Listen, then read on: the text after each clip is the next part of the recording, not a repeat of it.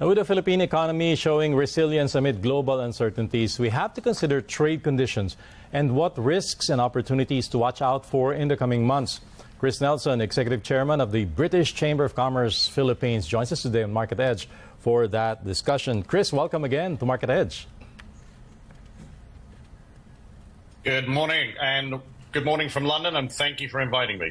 All right. I'd like to get your thoughts first on the possible challenges, resulting from the Middle East conflict. If you consider this a setback, perhaps, to easing inflation, because there are worries oil prices, at least in the Philippines, will impact the inflation path, which is on a downward path, at least right now. Yeah, correct. First of all, it's been a very good performance in terms of inflation. All credit to the Department of Finance. That's been principally driven by food inflation, and we've played our part in that, of course, in helping getting pork supply from the UK. Banco Central has indicated they may try to ease maybe another. That's potentially an estimate. Oil is a risk. Clearly, everybody's happy with the ceasefire. We've seen oil prices recede. Let's not forget also the key was the Straits of Hormuz is actually open, and that would be a significant choke point. So oil is a continuing risk, and particularly for the Philippines, which imports everything, I think all its oil, and of course transportation costs. So I think in the context of now, no, it has certainly eased. And if you look across and widen this, Stanley, to across the other areas, all the central banks will be looking and trying to manage and obviously further reduce interest rates. So very good news that we have a ceasefire. Very important it holds, and that we keep oil prices and actually supply out of that area running smoothly. All right, Chris, if the Israel-Iran conflict is not happening, the prevailing concern really these days still the U.S. tariffs, the threats and opportunities perhaps. Are you seeing some, whether it's a threat or an opportunity for the UK and maybe other partner countries, when you talk about U.S. tariffs? Yeah, definitely. I mean, I think that U.S. tariffs have created uncertainty. And this is driving opportunities. So, for example, in the Philippines, we've encouraged them to join, and they are looking to join the CPTPP, the Consultative Trans-Pacific Partnership, which, of course, the UK is a member. So I think this is actually an opportunity. I'm here in London with the PESA investment mission that was potentially in China, could now be coming into the Philippines. So I think, Stanley, what's happening here is that countries like the Philippines is moving to look at opportunities. And of course, let's not forget the Philippines and the UK upgraded their trading relations to what we call JETCO, which is a joint economic committee. And here you can see a picture, I think you just flashed, with us visiting the Department of Business and Trade with the Director General Panga. So yes, opportunities, and we warmly welcome the Philippines joining CPTPP. Okay, I think that is one of the bright spots, Chris, when you have U.S. tariffs and the challenges it is posing on other countries with regards its relations with the U.S. The U.K. and the Philippines can work on those trade relations better. Now, if I may ask, what to you would be the state now of that relationship between the Philippines and the U.K.? Are there major gains that you've seen this year? We know you're there. You're talking to a lot of business and businessmen and investors who are interested to look to the Philippines for inspiration. So what have you been getting so far in these conversations?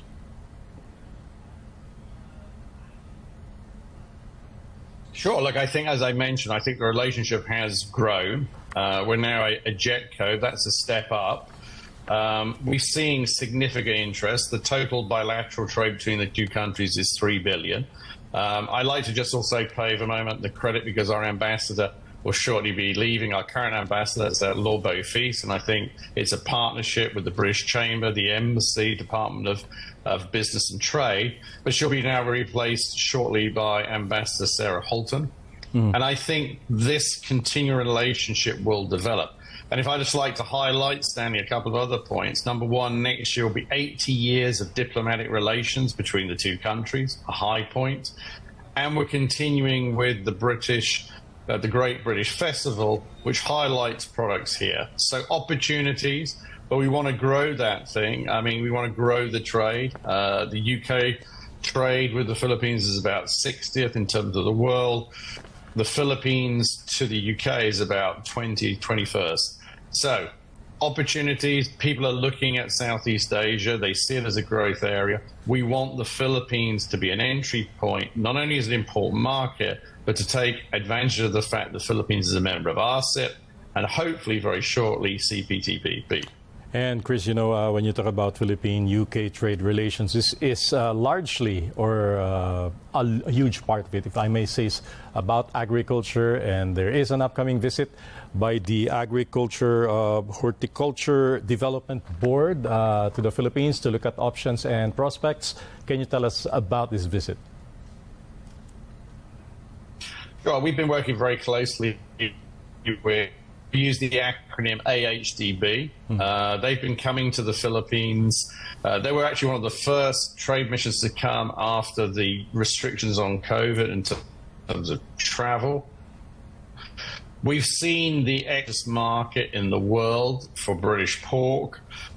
This has significantly helped because, as we know, domestic supply was reduced because of the African swine fever affecting the local pig herds. There is a continuing need for that. We are looking to build long-term relations. They're coming in September. They're looking at opportunities to visit not only Metro Manila, but further outside. We've had meetings when I was back in the Philippines with Secretary Laurel of Agriculture. And obviously, we work closely with people such as Jess Cham from the meat importers. We also work with Jeff Amberlad. So, great opportunities. And I think what I want to stress here is that AHDB, who is a trade board, but obviously represents exporters, is looking to build long-term relations, to understand the Philippine market, and to supply it with high-quality pork, and also beef. Beef, we know, is a smaller market, but it is continuing to grow. So significant opportunities, and we're very pleased that the relationship that we have with AHDB and AHDB has with the Philippines continues to grow. We're now the second largest, and we want to keep on developing that business. And, the business climate and even the government assistance for investors matters a lot when you talk about attracting investments from the United Kingdom. Now, we know for a fact that the Marcos administration's last 3 years is now upon us, and the government has touted several Government Optimization Act liberalization efforts for the lease of private lands by foreign investors. You have the E-Governance Act. These are, of course, priority bills that had been approved during the 19th Congress. How do you think these developments can help ease, the challenges of attracting foreign investors, particularly those coming from the United Kingdom?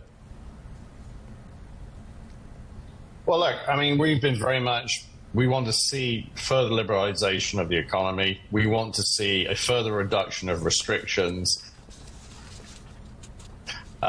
Extending the lease is an important development. Of course, we would like to see it going to ownership, but we see this as an important development. Regarding e-governance, Stanley, this is important to actually speed up process. I think it links in directly to ease of doing business. The work that we do with ARTA, along with other business groups, and we're an ARTA champion. And it's all about, whenever we try to get SMEs and MSCs to come and do business in the Philippines, one of the key questions is always about, how is easy to do business? Can I register? How can I be set up quicker? So I think e-governance and everything related to that is very important. Excuse me. Okay. Please continue. Okay, Chris, lastly, are there other events, other matters that you'd like to talk about? I understand there's a World Gin Day coming up that you're a big part of. It is, and that's actually tomorrow in the Philippines. Unfortunately, I'll miss it because I'll be here on the PESA investment mission. But Our Vice Chair, Sarah McLeod, will be there. I'd like to just say thank all our sponsors. We have PMFDC, gin market. The Philippines gin market is one of the largest, not one of the largest in the world. We see a great range. There's an opportunity for a lot of premium gins. In the UK, the number of gin companies is very significantly multiplied, and there's a great range of opportunities for consumers.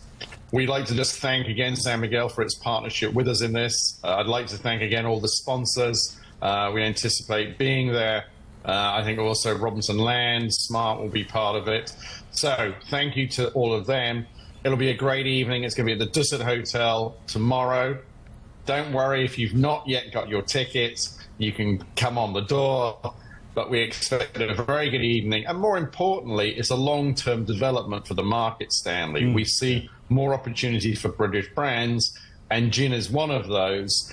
And we'd like to see overall trade between the two countries to exceed the 3 billion mark. And that's our aim, along with the Embassy and Department of Business and Trade in the UK. All right, Mr. Chris Nelson, Executive Chairman of the British Chamber of Commerce of the Philippines, thank you so much for joining us this afternoon. My pleasure, and a good morning from London, and thank you very much, and a good day to all your viewers. Good day to you too. Moving on to more news.